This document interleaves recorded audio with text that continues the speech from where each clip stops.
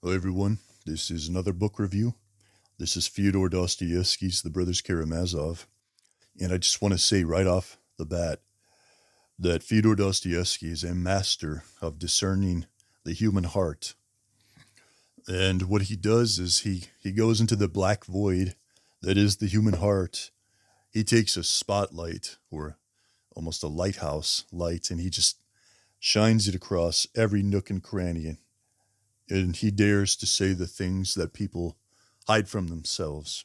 When a person refuses to do an internal critique of themselves and of their life, they inevitably end up as one of these characters of this book. And there are several prominent ones. You've got the three brothers, the illegitimate brother, and then the father, Fyodor Karamazov. So this book takes place in the 1800s in a village in Russia. And I don't remember the name of it because it's not told to you until it's mentioned one time, and it's one of those obnoxious 10-syllable Russian names. It took me forever to even attempt to pronounce it. But I have a wooden tongue for Russian, so maybe that's the problem. Anyway, the name of the town it's a small village. And this father, Fyodor Karamazov, he's a drunk, he's a lecher, he's an inveterate degenerate. Okay, that's his personality. All of the vices, none of the virtues. And then he's got three sons. You've got the very passionate and poetic Dmitri, who's a soldier. He's a 28-year-old captain of the army. You've got Ivan, I believe he's 21 years old. He's a sort of intellectual Parisian skeptic kind of guy. He lives in France, if I remember right. And then you have Alyosha, or Alexei, his name is. His real name is Alexei, but they call him Alyosha. So Alyosha is I would say, the hero of the story. He's got all the virtues and none of the vices. Well, that's not exactly true, but it's mostly true. And he's in the monastery. So this takes place in Russia. So they have the Eastern Orthodox monasteries. Alyosha's in the monastery where he's close to a man named Father Zosima, who represents your sort of prophet figure. He's trying to bring guidance and the light of Christ into these people's lives and really bring virtue where there's just sin and tragedy. Father Zosima is dying in this novel. He ends up passing away within the first couple hundred pages. And then he has this sort of journal. I think Alyosha writes it. And it talks about his wisdom of his life. And you get his backstory there. And something that sticks out is there's a parable about, I don't remember the exact way it goes, but essentially this woman gives an onion. It's the parable of the giving an onion to someone. Basically, the onion represents doing a good deed. Never forget to give an onion to someone. And basically, this woman is in hell. Her guardian angel is trying to say, wow, I want to get you out of there, but I don't have anything to bargain with God. And the woman did one good deed one time in her life. And she gave an onion to a homeless lady. So the angel rushes to the shores of the lake of fire with an onion in his hand. He tells her, grab hold of this. And she grabs on, and he's pulling her out by the onion. And then all the other people burning in the lake of fire grab a hold of her. And she says, no, the onion is mine. And in that instant, the onion breaks and she falls back into the lake of fire. So that is not meant to be that's not doctrine. He's not teaching you doctrine. It's a parable. He's teaching you a lesson. Okay. So keep that in mind. If you're going to read this to get doctrine from it, I think you're reading it wrong. But the power of this novel comes in the psychological exploration of the characters, the spiritual searching out, because I can guarantee you're going to find part of yourself in these characters at different times, because the brothers, there's times where Dmitri is noble, where Ivan is noble, and where Alyosha he falls short, where he doubts, And part of it happens when Father Zosima, the monk of the abbey. He's trying to sort of solve this conflict between them. Dmitri has conflict with the father over an inheritance. And Fyodor loves to taunt his sons. It's like he has this love-hate with his sons. He loves to boast about Alyosha's righteousness, even though he himself is an ugly swine. You know, when you think of a pig as a man, that's Fyodor Karamazov. And then you've got Smerdyakov, the illegitimate brother. His mother, I don't remember her name, but I think she was mute. And she was this innocent person that just went all over town. Everyone took care of her.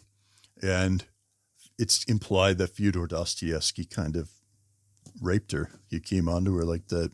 And Smerdyakov was born, and Smerdyakov is his servant. Fyodor Karamazov, he has a bunch of businesses. He's not super wealthy, but he's doing fine.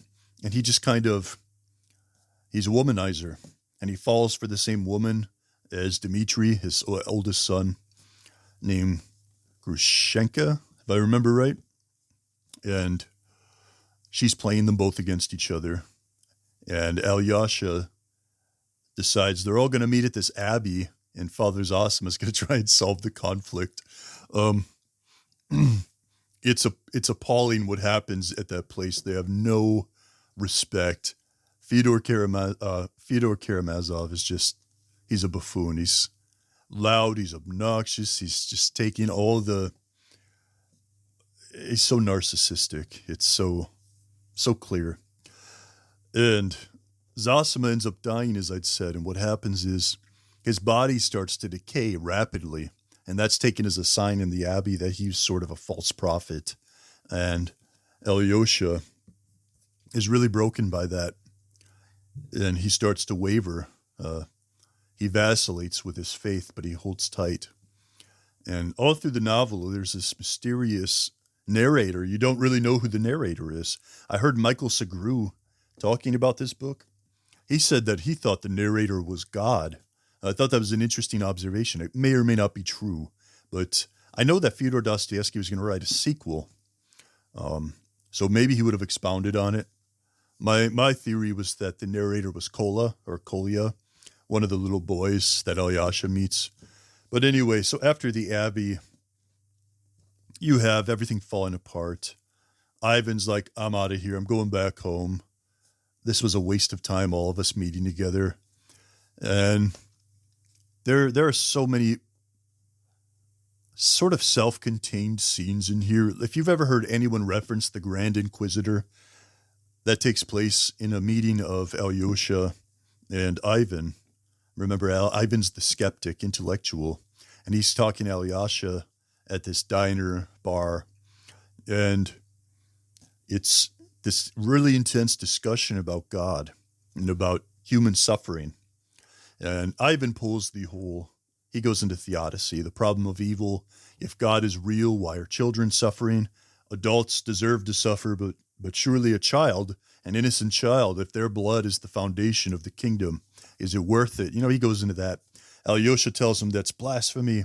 And then Ivan goes into his poem that he wrote. He's like, Alyosha, I want to tell you a poem I wrote about the Grand Inquisitor.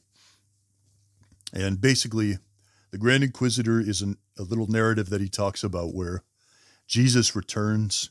The Grand Inquisitor he's leading the Catholic Church's Inquisition, and he arrests Jesus, and he goes off on him. He gives him the hands, and Jesus just sits there and stares at him with this sad look on his face. He doesn't even speak. And the Grand Inquisitor ends up admitting that he is joined with what he calls that great spirit of the wilderness that tempted you. And he's referring to Satan, obviously. And so he talks about men need miracles, authority, and bread. And our church offers all of them, all of those things. And he basically says to Jesus, like, go away. You don't need to be here. You don't even have a right to add anything to what you've said before. And he's really shaming him. And he's like, how dare you come back here after what you've done? And it's really intense, but it's interesting to go through it and defend against it. It really So I'm coming at this from a Christian standpoint for myself, and I'm defending against those charges as though someone's saying them to me because it's a really good thought exercise, an experiment. The Grand Inquisitor is defeated by Jesus, who doesn't even speak a word during their dialogue. He walks up to him and kisses him on the head. And after Ivan says this to Alyosha in the diner, Alyosha says nothing to him and goes up to him and kisses him on the head in the same way that Jesus does to the Grand Inquisitor in the story. And then Ivan, he just yells to him, "That's plagiarism." And so it's a pretty interesting moment, but it's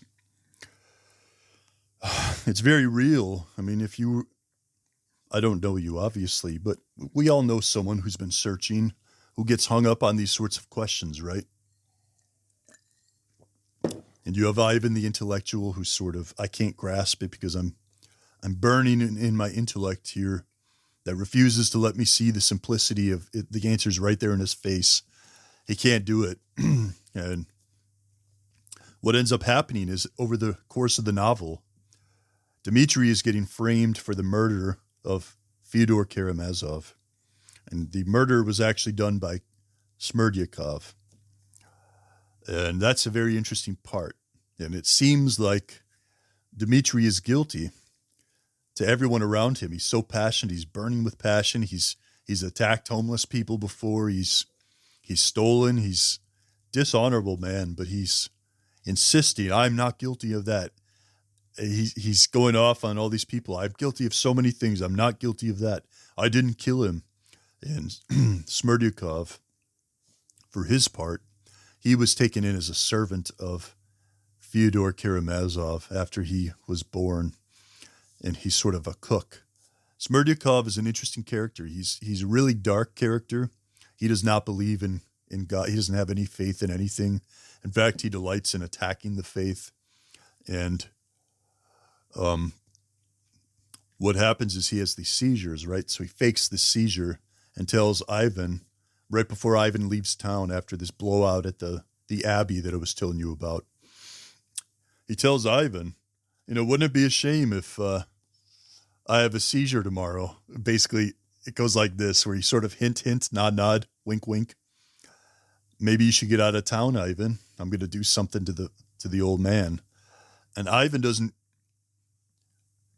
correctly understand this right away. And then later he doubts, did I actually understand that Smerdyakov was telling me that I'm going to kill him and you just need to leave town? And if you stay, I'll take that as you not leaving town.